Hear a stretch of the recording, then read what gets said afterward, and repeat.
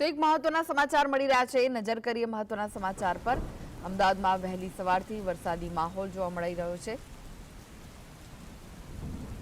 અમદાવાદમાં કેટલાક વિસ્તારમાં હળવો વરસાદ વરસી રહ્યો છે. પૂર્વથી માંડીને પશ્ચિમ વિસ્તારમાં હળવો વરસાદ વરસ્યો છે.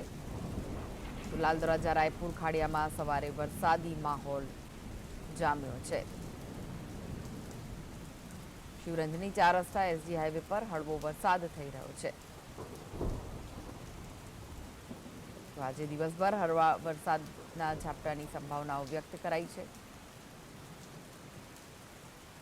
અમદાવાદમાં વહેલી સવારથી જ હળવો વરસાદ વરસી રહ્યો છે.